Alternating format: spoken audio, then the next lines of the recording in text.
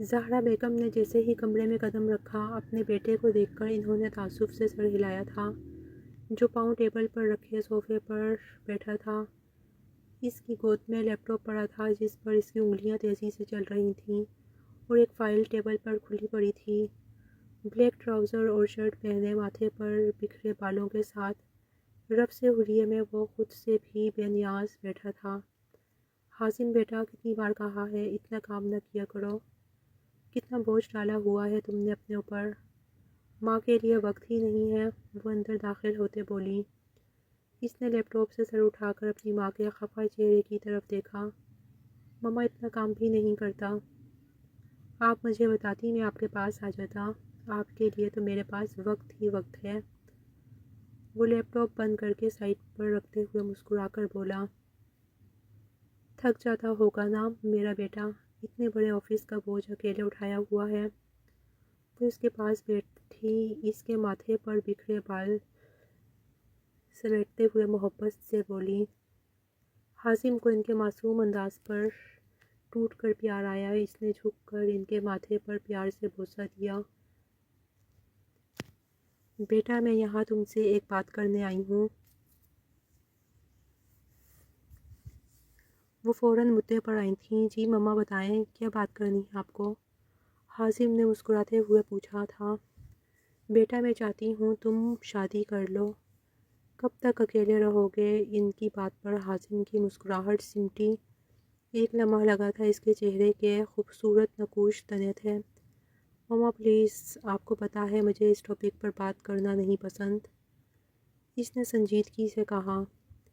بیٹا، اپنا نہیں تو میرا ہی خیال کر لو، خود تو تم چلے جاتے ہو آفس، پیچھے اتنے بڑے گھر میں بلبلائی پھرتی ہوں۔ شادی کر لو گے تو چلو کوئی میری تنہائی بانٹنے والی بھی آ جائے گی، وہ جذباتی انداز میں بولی تھیں۔ میں سمجھ سکتا ہوں مما، لیکن آپ بھی تو مجھے سمجھیں، نہیں کرنی مجھے شادی، وہ صوفے کی وسط سے ٹیک لگاتے ہوئے بولا۔ مجھے سمجھ نہیں آتا شادی آخر کیوں نہیں کرنی تمہیں، میں تمہارا گھر آباد دیکھنا چاہتی ہوں، وہ اب جھنجھلا کر بولی تھیں۔ میرا گھر تو آپ ایک بار پہلے بھی آباد کرنے لگی تھیں، دیکھ لیا نتیجہ، اب بار بار مجھے اس تجربے کا نہ کہیں، وہ زخمی مسکراہٹ سے بولا۔ بیٹا، لازمی نہیں ہر بار ایسا ہی ہو، سب لڑکیاں ایک جیسی نہیں ہوتی، دنیا میں بہت اچھی اور سلجھی ہوئی لڑکیاں موجود ہیں، اور شادی کوئی تجربہ نہیں، ایک خوبصورت احساس ہوتا ہے، ایسا احساس جو دو دلوں کا ایک دوسرے کے لیے محبت سے بھر جانا ہوتا ہے۔ وہ اس کے بالوں میں ہاتھ پھیرتے نرمی سے بولی۔ امی، آپ اتنی جلدی سب کچھ بھول گئیں؟ اس کی آنکھوں میں آج بھی ٹوٹے ہوئے مان کی کرچیاں تھیں۔ بھولی نہیں ہوں بیٹا، لیکن زخموں پر مرہم تو لگایا جا سکتا ہے نا، وہ بے بسی سے بولی۔ کچھ دھوکے دل پر نقش ہو جاتے ہیں امی، وہ آسانی سے بھلائے نہیں جاتے، اور نہ ہی ان پر کوئی مرہم رکھ سکتا ہے۔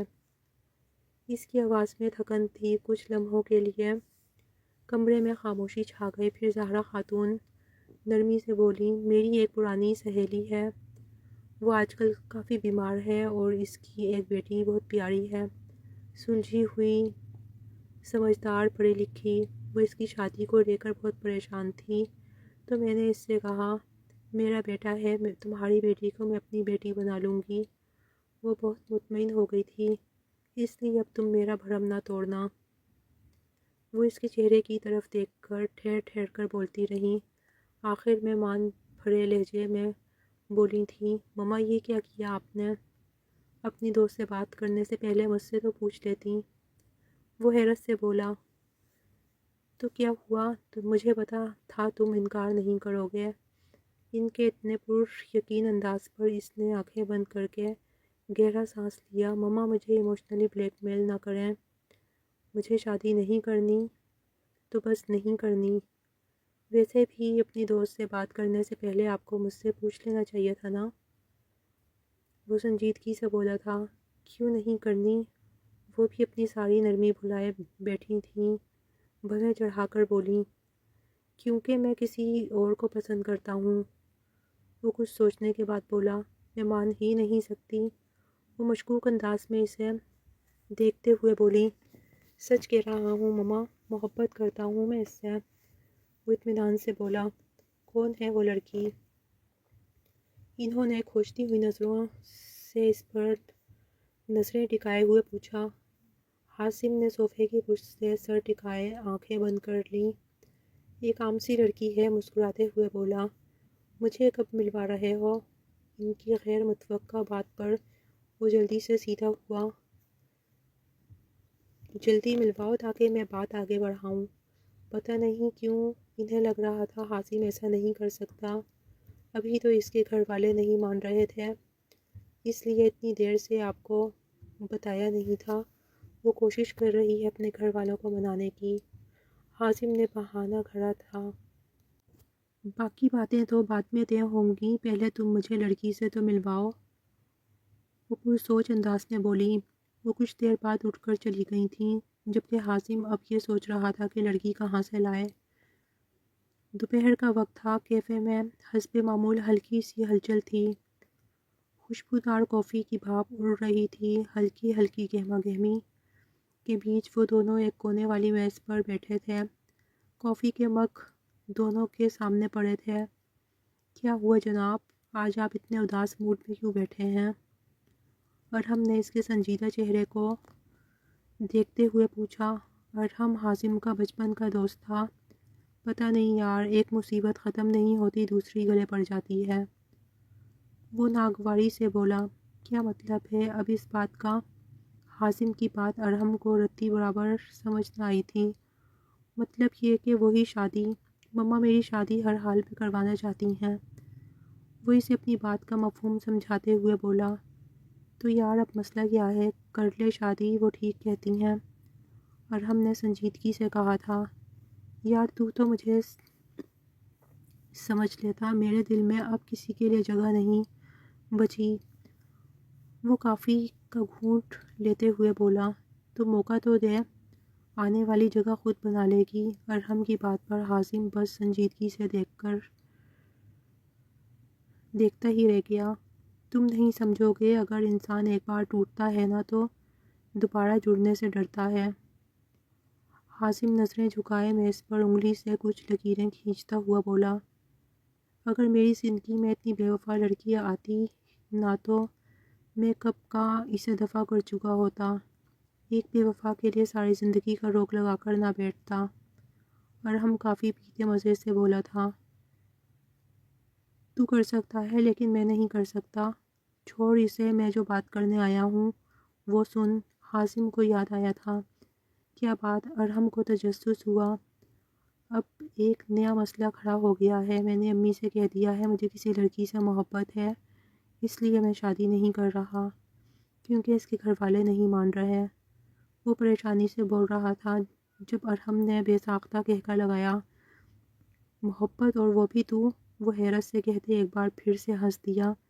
حاسم نے اس سے خفگی سے گھورا، اگر تو اب سیریس نہ ہوا تو میں نے یہ کافی تیرے اوپر گرا دینی ہے۔ حاسم نے کافی کا مگ دکھاتے اسے دھمکی دی۔ اچھا آگے بول۔ ارحم بمشکل اپنی ہنسی کنٹرول کیے بولا، اب امی کہہ رہی ہیں مجھے لڑکی دکھاؤ، اب لڑکی کہاں سے لاؤں؟ وہ دانت پیس کر بولا، یہ تو جھوٹ بولنے سے پہلے سوچنا چاہیے تھا نا۔ وہ کرسی کی پشت سے ٹیک لگا کر بیٹھے ایسے بولا جیسے حاسم بس یہاں اس کی نصیحتیں سننے آیا تھا۔ تو مجھے کوئی حل بتا اس کا۔ حاسم نے بڑی مشکل سے اس کی حرکتوں پر اپنا غصہ کنٹرول کیا۔ اگر اس سے کام نہ ہوتا تو وہ کب سے اسے چھوڑ کر چلا گیا ہوتا۔ اچھا ایسا کر، میری نئی ملازمہ ہے نا سعدیہ، اس سے ملوا دے آنٹی کو، کچھ پیسے لے کر وہ مان جائے گی، تیرا کام بھی ہو جائے گا اور بیچاری سعدیہ کا بھی بھلا ہو جائے گا۔ اس نے اپنی بات مکمل کرتے کندھے اچکائے تھے۔ ہاں یہ ٹھیک ہے، وہ فوراً سے مان گیا تھا، جیسے سارا بوجھ ہلکا ہو گیا ہو۔ لیکن یار وہ تیرے ساتھ سوٹ نہیں کرے گی، عمر میں بھی تیرے سے کچھ بڑی ہی ہوگی۔ وہ ناک منہ چڑھاتے ہوئے بولا، تو کیا ہوا یار، ہوگی تو لڑکی نا، اور میں کون سا اس سے سچ میں شادی کر رہا ہوں، بس امی کو دکھاؤں گا اور کہوں گا اس کے گھر والے نہیں مان رہے، جب مان جائیں گے تب شادی کر لوں گا۔ وہ اسے اپنے ارادوں سے باخبر کرتے ہوئے بولا، اور ایسا کیا ہوگا، کب تک انہیں ٹالتا رہے گا؟ اسے دیکھتے ہوئے بولا، جب تک ہو سکا۔ حاسم اٹھ کھڑا ہوا، ٹھیک ہے، اپنی میٹ کو تیار رکھنا، میں کل آؤں گا اور اسے سب سمجھا دینا۔ وہ اپنے کوٹ کے بٹن بند کرتے ہوئے بولا، چل ٹھیک ہے۔ ارحم بھی کھڑا ہوا تھا اور باتیں کرتے وہ دونوں ایک ساتھ باہر نکلنے لگے تھے۔ اگلے دن شام کو وہ ارحم کے گھر موجود تھا۔ اپنے سامنے کھڑی سعدیہ کو اپنی بیوی کے روپ میں تصور کر کے ایک لمحے کے لیے تو اس نے پھر جھرجھری لی تھی، اور مما کا کیا ری ایکشن ہوگا وہ جانتا تھا، لیکن وہ پھر بھی سعدیہ کو اپنے ساتھ لیے گھر میں داخل ہوا۔ مما، اس نے گھر میں داخل ہوتے ہوئے انہیں آواز دی تھی۔ وہ حاسم کی آواز پر کچن سے باہر آئیں۔ آ گئے بیٹا؟ حاسم کے ساتھ کھڑی لڑکی، جو کہ عورت سے زیادہ لگ رہی تھی، کو دیکھ کر ان کے باقی کے الفاظ منہ میں ہی رہ گئے۔ یہ کون ہے حاسم؟ ان کا دل جو اشارے دے رہا تھا وہ اسے ماننا نہیں چاہتی تھیں۔ امی، یہی ہے سعدیہ، جس سے میں شادی کرنا چاہتا ہوں، وہ مسکرا کر بولا تھا۔ زہرا خاتون نے بے یقینی سے اپنے بیٹے کی پسند کی طرف دیکھا تھا۔ سانولی رنگت، سادہ سا لباس اور بالوں میں ہلکی سی سفیدی کی جھلک، دیکھنے میں ہی وہ حاسم سے اچھی خاصی بڑی لگ رہی تھی۔ حاسم، تمہیں یہی لڑکی ملی تھی محبت کرنے کے لیے؟ وہ غصے سے چلائی تھیں۔ مما، محبت سوچ سمجھ کر تھوڑی ہوتی ہے، وہ بس ہو جاتی ہے، حاسم نے تحمل سے جواب دیا۔ مجھے تو یہ دیکھنے میں ہی 2 بچوں کی ماں لگ رہی ہے، وہ صدماتی کیفیت میں بولی۔ 2 نہیں مما، 4، حاسم نے دل میں سوچتے بمشکل اپنی مسکراہٹ کا گلا دبایا۔ مما، میں نے آپ کو اپنی پسند دکھا دی ہے، آگے آپ کی مرضی۔ اگر آپ کو نہیں پسند تو میں کسی سے بھی شادی نہیں کروں گا، وہ 2 ٹوک الفاظ میں بولا۔ بالکل بھی نہیں، اس سے اچھا ہے تم ساری زندگی شادی ہی نہ کرو، لیکن میں اسے اپنی بہو نہیں بناؤں گی، بس وہ فیصلہ کن انداز میں بولی، اور میں اسی سے شادی کروں گا، ورنہ بھول جائیں آپ کا کوئی بیٹا تھا، وہ بھی ان کا بیٹا تھا، ایموشنلی بلیک میل کرتے ہوئے بولا۔ حاسم، انہیں حیرت ہوئی تھی، ان کا فرمانبردار بیٹا ایسا بھی کہہ سکتا ہے۔ ٹھیک ہے، جو دل میں آئے کرو۔ وہ اپنے کمرے میں جا بند ہو گئیں، جبکہ حاسم بالوں میں ہاتھ پھیر کر سعدیہ کی طرف مڑا۔ آئیں آپ کو چھوڑ دوں، وہ اسے کہتا باہر کی طرف بڑھا۔ سعدیہ بھی اس کے پیچھے چلی گئی تھی۔ اس دن کے بعد سے حاسم اور اس کی مما کے بیچ بات چیت بند تھی، لیکن آج صبح ہی ان کی دوست کی غیر متوقع موت کی خبر سن کر وہ بہت رو رہی تھیں۔ حاسم نے بمشکل انہیں سنبھالا اور وہاں چھوڑ کر آیا۔ کاش تم مان جاتے، میں اس کی آخری خواہش تو پوری کر دیتی، وہ اپنی نم آنکھیں صاف کرتے ہوئے بولی۔ مما پلیز اب یہ بات مت کریں، اس بچی کو حوصلہ دیں جا کر، وہ التجائیہ لہجے میں بولا۔ پھر وہ سارا راستہ آنسو بہاتی اس لڑکی کے گھر پہنچی۔ شام کو جب وہ واپس آیا تو اسے پتہ چلا کہ مما اپنی دوست کی بیٹی کو اپنے ساتھ ہی لے آئی ہیں۔ اب وہ ان کے ساتھ کھڑا استفسار کر رہا تھا، مما آپ کیوں لائی ہیں اس لڑکی کو یہاں؟ تم بے فکر رہو، تمہارے لیے نہیں لائی، اس کا اب کوئی نہیں ہے، اس لیے میں اسے اپنے ساتھ لے آئی ہوں، اب وہ یہیں رہے گی اور میں اس کا رشتہ دیکھ کر اس کی شادی کر دوں گی۔ وہ ابھی تک اس دن والی بات پر خفا تھیں۔ ٹھیک ہے، وہ بس اتنا کہہ کر اپنے کمرے کی طرف بڑھ گیا تھا۔ دل میں ایک عجیب سا بوجھ تھا، نہ جانے کیوں وہ چاہ کر بھی اس بات کو ہلکے میں نہیں لے پا رہا تھا۔ رات کو آفس کا کام کرتے وہ اس بات کو بالکل بھول چکا تھا۔ رات کے تقریباً 2:30 بج رہے تھے جب وہ کام مکمل کر کے اٹھا تھا اور کافی کی طلب اسے نیچے کھینچ لائی تھی۔ وہ زینت لے کرتا نیچے آیا تھا، لیکن لاؤنج کا منظر دیکھ کر اس کے قدم خود بخود رکے تھے۔ لاؤنج کی لائٹ آن تھی، جس وجہ سے وہ بآسانی دیکھ سکتا تھا۔ سفید دوپٹے کے حالے میں جائے نماز پر بیٹھی اس لڑکی نے اسے ساکت کر دیا تھا۔ وہ دعا کے لیے ہاتھ اٹھائے بیٹھی تھی۔ اس کا پورا چہرہ آنسوؤں سے بھیگا ہوا تھا، اس کے ہونٹ کپ کپا رہے تھے۔ وہ کیا مانگ رہی تھی یہ حازم کو نہیں سمجھ آ رہا تھا، لیکن اس کے چہرے کی معصومیت میں حازم کو اپنا دل ڈوبتا ہوا محسوس ہو رہا تھا۔ اتنی شدت سے بہتے آنسو، وہ بھی تہجد میں، نہ جانے وہ ایسا کیا مانگ رہی تھی، لیکن اس کے چہرہ پر ہر چھائی معصومیت بہت انوکھی تھی۔ ایسی معصومیت آج سے پہلے حازم نے کبھی نہیں دیکھی تھی۔ وہ آہستہ سے قدم اٹھاتے ہوئے قریب آیا۔ اللہ جی، میری امی کی روح کو سکون دینا، ان کی مغفرت کرنا، انہیں جنت میں بلند درجہ عطا کرنا۔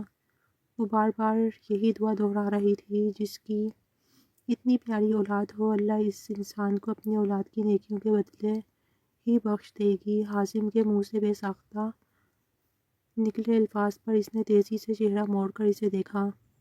اس لڑکی کی آنکھوں میں حیرت اور ڈر تھا۔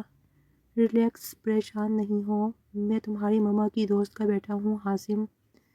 اس کی آنکھوں میں اجنبیت دیکھ کر اس نے اپنا تعارف کروایا۔ کچھ پرسکون ہوتے ہوئے اس نے تیزی سے اپنا نم چہرہ صاف کیا۔ کیوں رو رہی ہو؟ حازم اس کے پاس گھٹنوں کے بل بیٹھا۔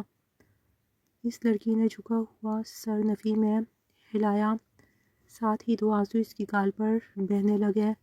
دیکھو، مجھے نہیں پتا تمہارا نام کیا ہے؟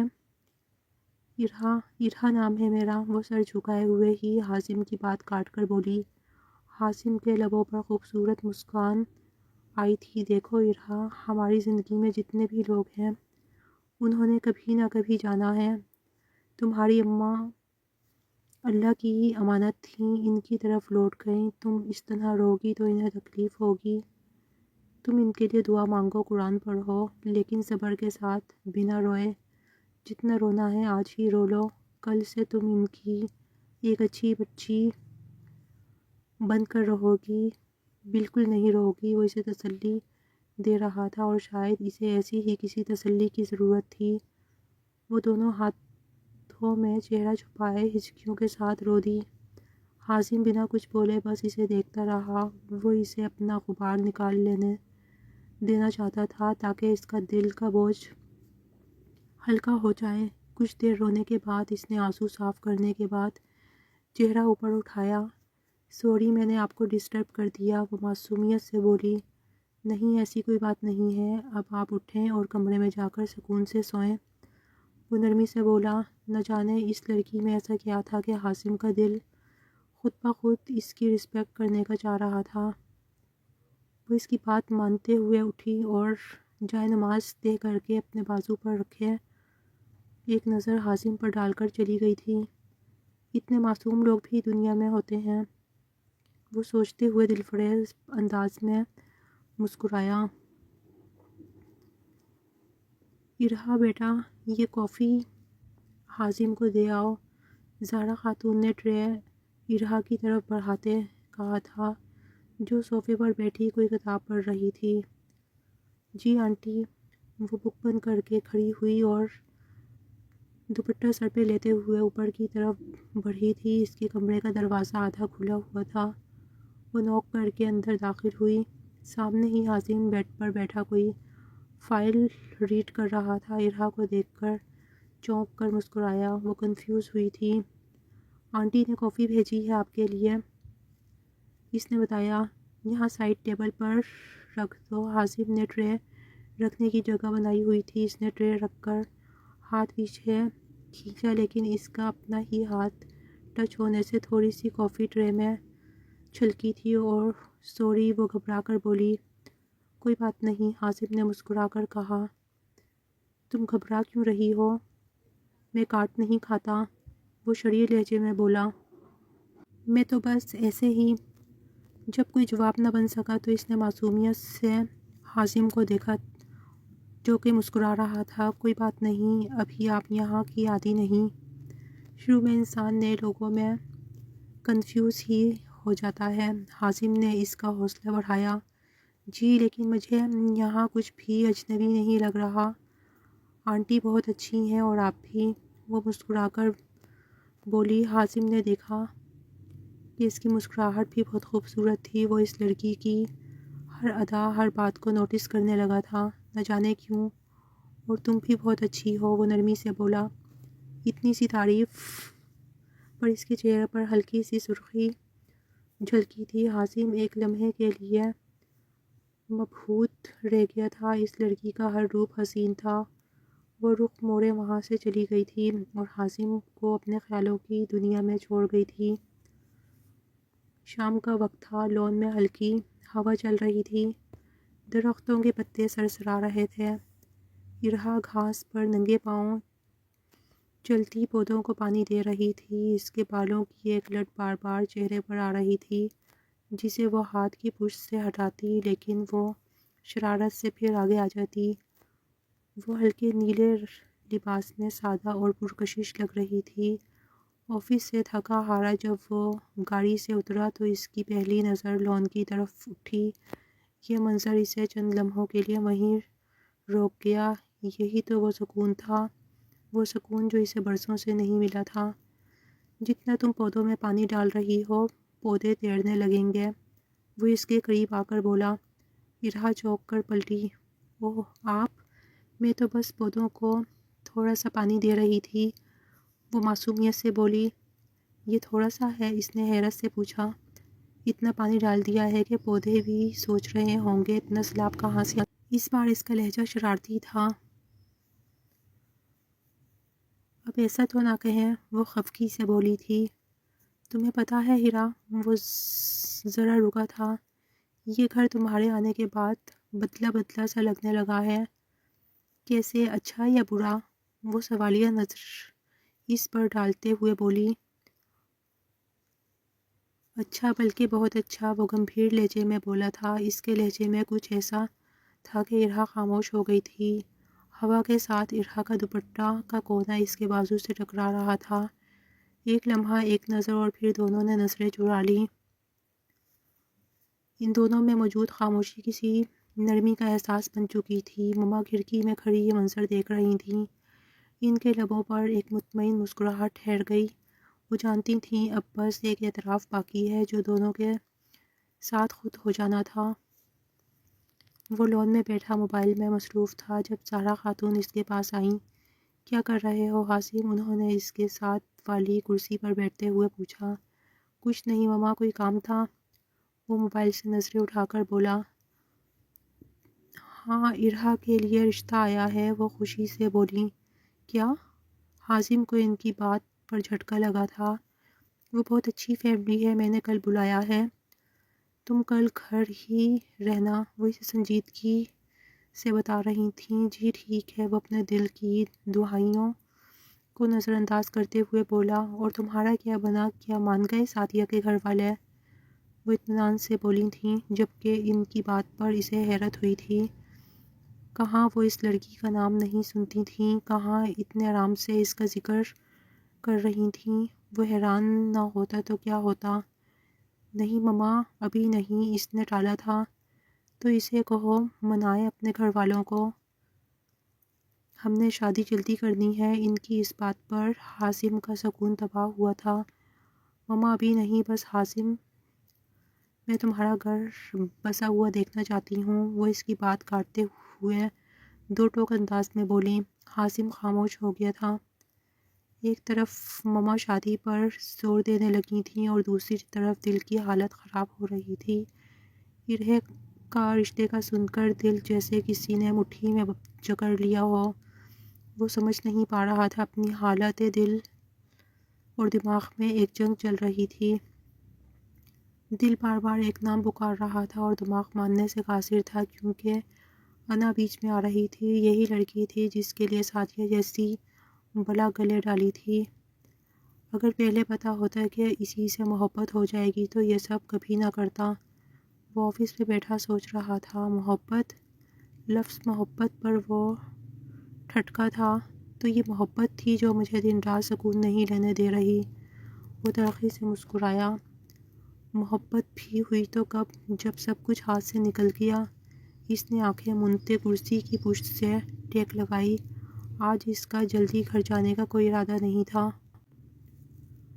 وہ رات کو دیر سے گھر آیا تھا۔ اسے یقین تھا مما سو چکی ہوں گی، لیکن لاؤنج میں بیٹھی ارہا اور مما کو ہنس ہنس کر باتیں کرتا دیکھ کر اس کے قدم سست پڑے تھے۔ ان دونوں کی نظریں بھی اس پر پڑی تھیں۔ آ گئے تم؟ مما غصے سے بولیں۔ جی مما، وہ خفیف سے انداز میں کہتے ہوئے ان کے پاس صوفے پر بیٹھا۔ میں نے تمہیں کہا تھا آج جلدی آنا ہے، تم نے پھر دیر کر دی، وہ ناراض لہجے میں بولی۔ مما میٹنگ تھی اور اس میں زیادہ ٹائم لگ گیا، اس لیے پتہ نہیں چلا، وہ نظریں چرائے بولا تھا۔ اچھا چلو فریش ہو جاؤ جا کر، اور ہاں میں بتانا ہی بھول گئی، ارہا کو پسند کر کے چلے گئے ہیں وہ لوگ اور انگوٹھی پہنا گئے ہیں، اگلے مہینے شادی کا کہہ رہے ہیں۔ مما تو جیسے سب کچھ پہلے ہی سوچے بیٹھی تھیں، وہ خوشی سے بولی۔ اگلے مہینے شادی ہے، وہ زیر لب بڑبڑایا تھا اور ایک نظر اسے دیکھا جو سر جھکائے بیٹھی اپنے ہاتھوں کو دیکھ رہی تھی۔ اتنی جلدی بھی کیا تھی مما، آپ دیکھ تو لیتی وہ لوگ کیسے ہیں، وہ تحمل سے بولا، جبکہ دل چیخ چیخ کر کہہ رہا تھا انہیں بتا دے، جبکہ انا جھکنے نہیں دے رہی تھی۔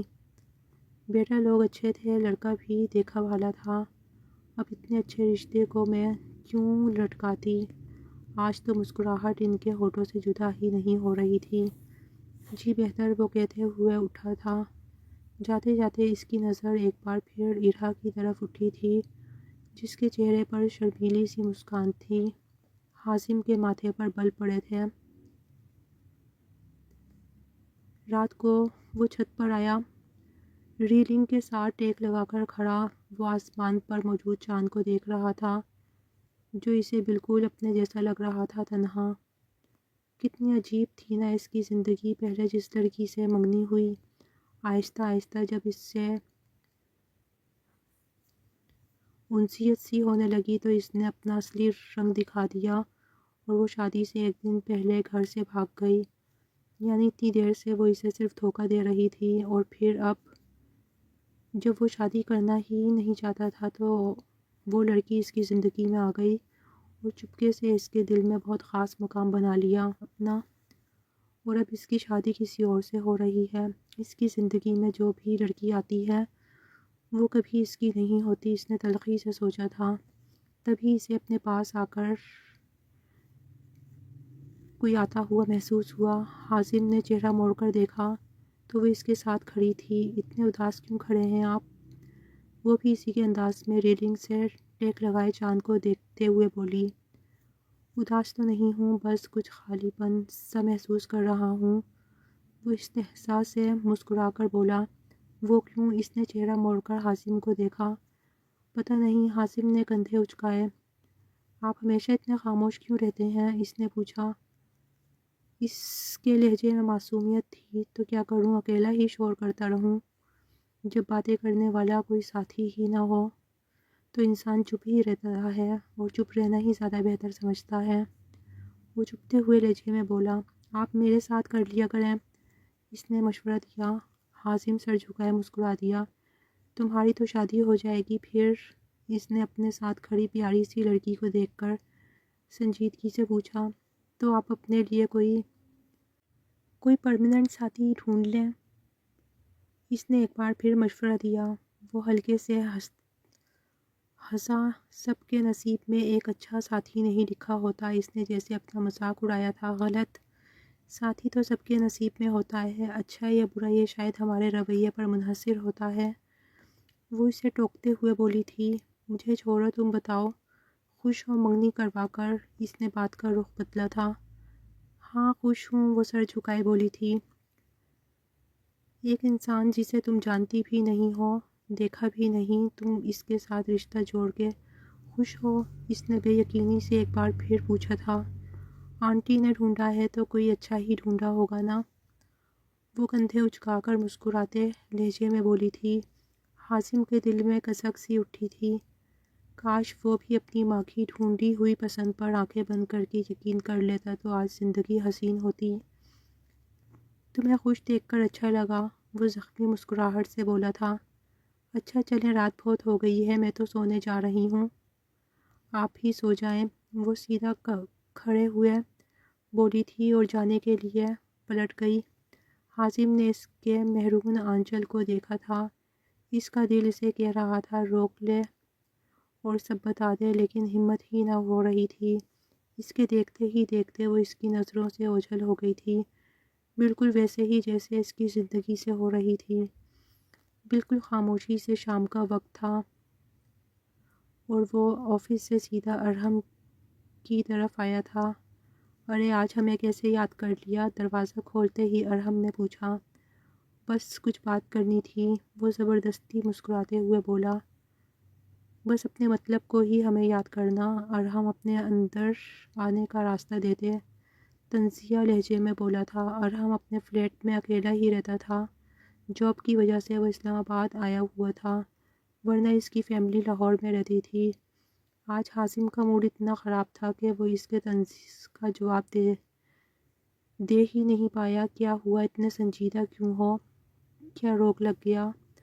ارحم نے اسے خاموشی سے صوفے پر نیم دراز ہوتے دیکھ کر پوچھا تھا۔ روگ تو واقعی لگ گیا ہے، وہ آنکھیں بند کر کے بولا تھا۔ اوہو یار، طبیعت ٹھیک ہے تیری؟ دماغ تو نہیں کھسک گیا اپنی جگہ سے؟ کیا بول رہا ہے؟ کیا روگ لگ گیا تجھے؟ وہ اس کے سامنے صوفے پر بیٹھتے بولا۔ محبت ہو گئی ہے، وہ ویسے ہی لیٹے پرسکون لہجے پر بولا۔ کیا؟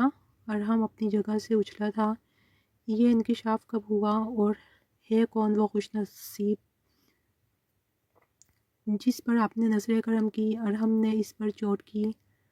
مما کی دوست کی بیٹی رہا، وہ ہلکی سی مسکان لیے بولا تھا۔ کیا وہی جس کے ساتھ آنٹی تیرا رشتہ طے کر رہی تھیں؟ ارحم نے آنکھیں پھیلائے پوچھا۔ حازم نے اس بات میں سر ہلایا۔ او شکر، جو تیرے دل پر لگا زنگ بھی اترا۔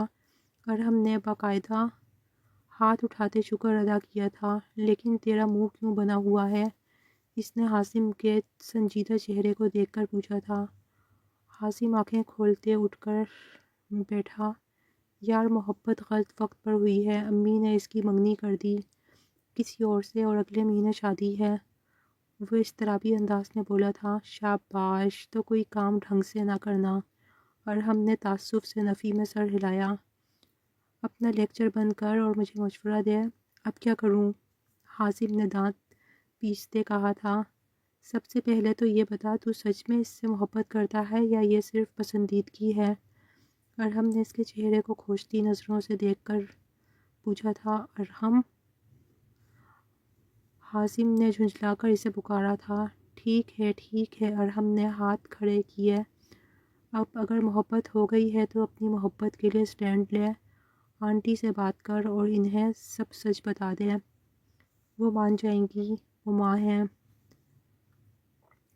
اور ویسے بھی وہ خود بھی تو چاہتی تھیں تیری شادی ہو ارحا سے۔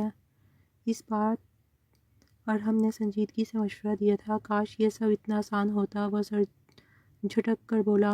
آسان نہیں ہے، لیکن ناممکن بھی نہیں۔ کیا ہوگا؟ زیادہ سے زیادہ وہ تھوڑا سا ناراض ہوں گی، لیکن کم از کم تجھے یہ اطمینان تو ہوگا نا کہ تو نے اپنی محبت کے لیے سٹینڈ لیا تھا، ورنہ اسے کسی اور کا ہوتا دیکھ کر سکون سے بیٹھ کر۔ ارحم نے چائے کا کپ اس کے سامنے رکھتے ہوئے کہا۔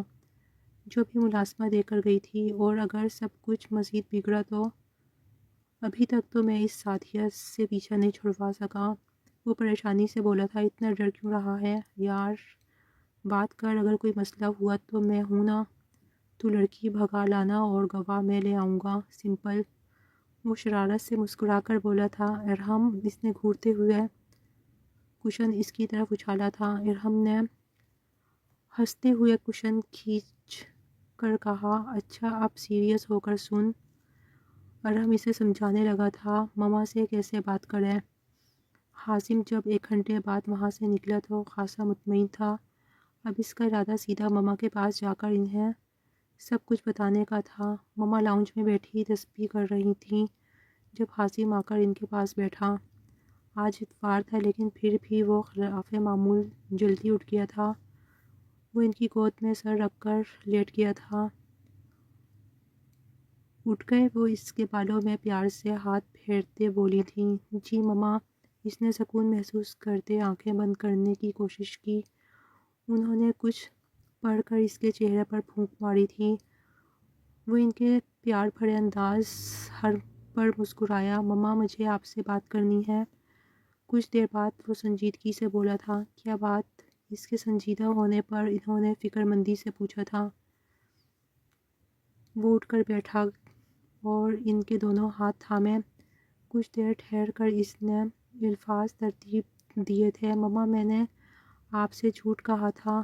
میں کسی سے محبت نہیں کرتا، لیکن شادی سے بچنے کے لیے میں نے آپ سے جھوٹ بولا تھا، اور وہ سعدیہ ارحم کی میڈ تھی۔ میں اسے جانتا بھی نہیں تھا۔ وہ نظریں جھکائے بول رہا تھا، جبکہ زہرا خاتون کے چہرے پر آنے والی بے ساختہ مسکراہٹ کو بھی وہ دیکھ نہیں پایا تھا۔ اور مما، مجھے ارحا اچھی لگنے لگی ہے۔ میں اس سے شادی کرنا چاہتا ہوں۔ وہ ہچکچاتے ہوئے بولا تھا۔ اتنی دیر کیوں کر دی اعتراف کرتے حازم؟ وہ محبت بھرے لہجے میں بولی تھیں۔ حازم نے چہرہ اٹھا کر انہیں دیکھا۔ وہ جو سمجھ رہا تھا وہ چلائی گئیں، کچھ کہیں گی، لیکن ان کے اس انداز پر وہ حیران ہوا تھا۔ مما، میں آپ کو برا نہیں لگا؟ بالکل نہیں، کیونکہ میں اسی دن کا تو انتظار کر رہی تھی، کب میرے بیٹے کو عقل آئے اور کب اس کا دل ایک بار پھر کسی کے نام سے دھڑکنے لگے۔ وہ مسکراتے ہوئے بولی تھیں۔ مطلب آپ کو لگتا ہے کہ سعدیہ والی بات جھوٹ ہے؟ اس نے حیرت سے پوچھا۔ نہیں بیٹا، مجھے پہلے دن سے پتہ تھا سعدیہ والی بات جھوٹ ہے۔ وہ اسے گھورتے ہوئے بولی تھیں۔ کیا مطلب؟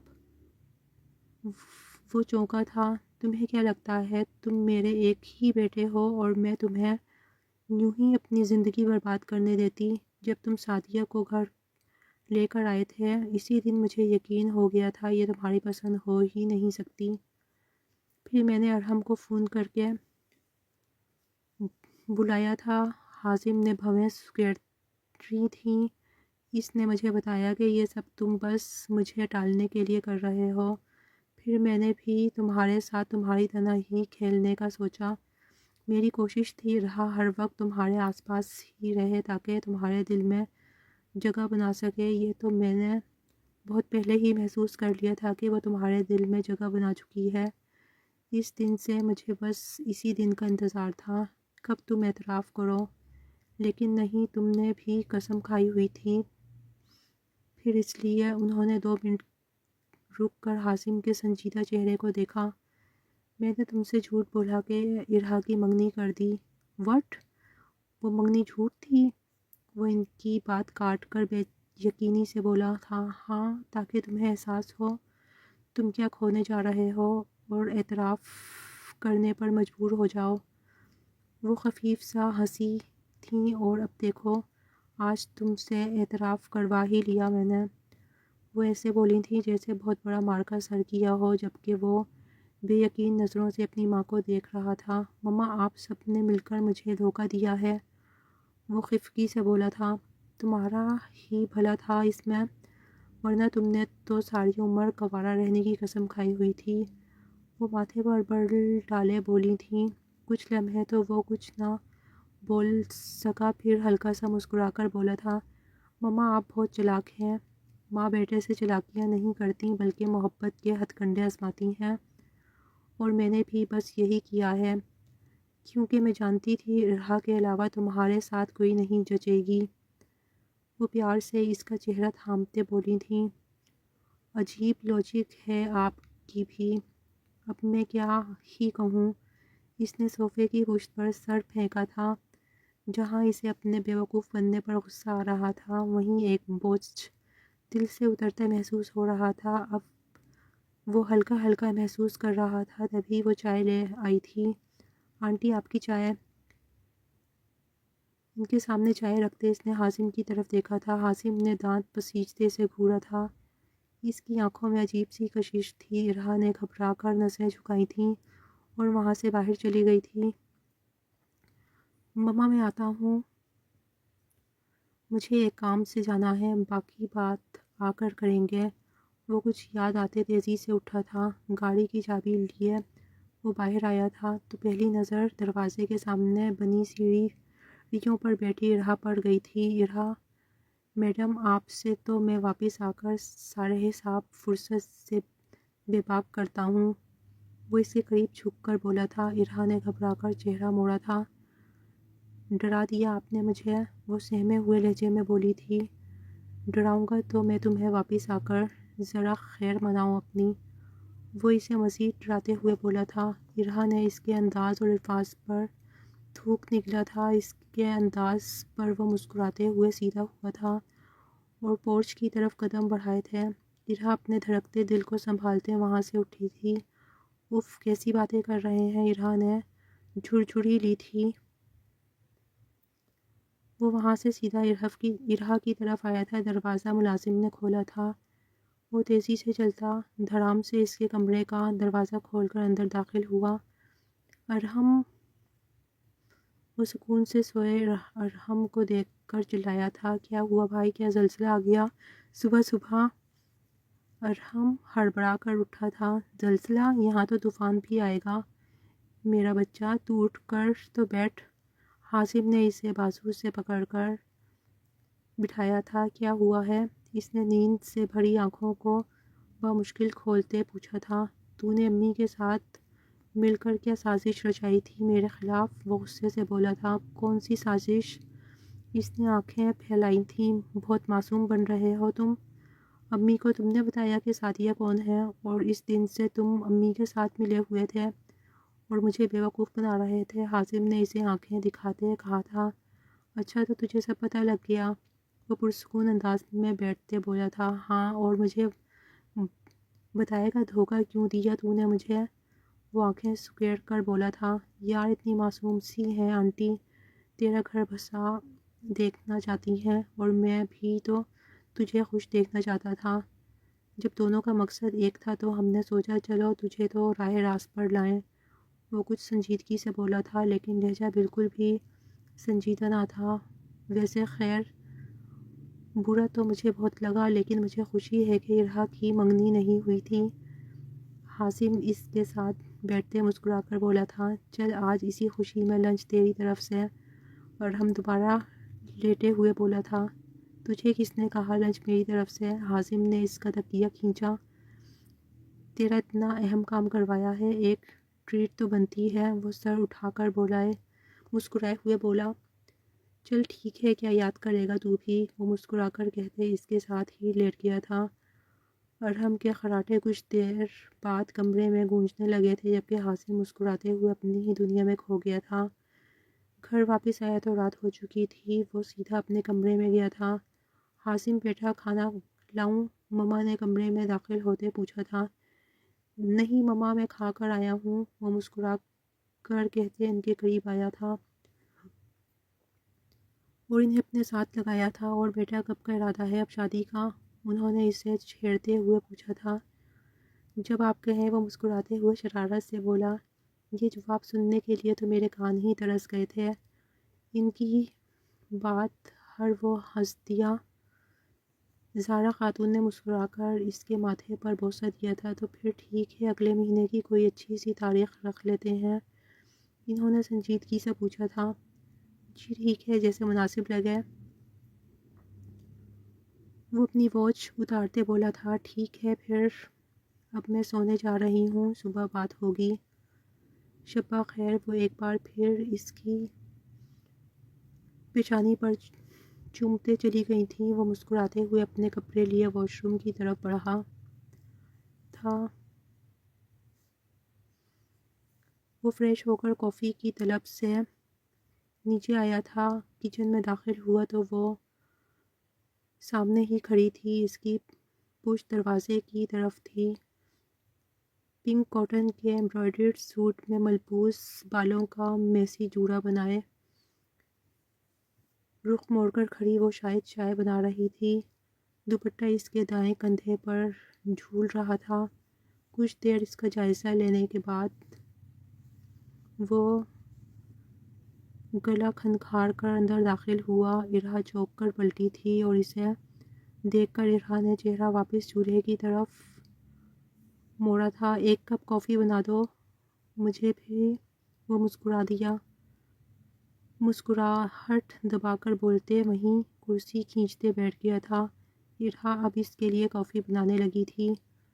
وہ خاموشی سے بیٹھا بس اس کی حرکت کرتے ہاتھ دیکھ رہا تھا۔ کچھ دیر بعد اس نے کافی حازم کے سامنے رکھی تھی اور اپنی چائے لیے وہ باہر جانے لگی تھی جب حازم کی آواز پر اس کے قدم رکے تھے۔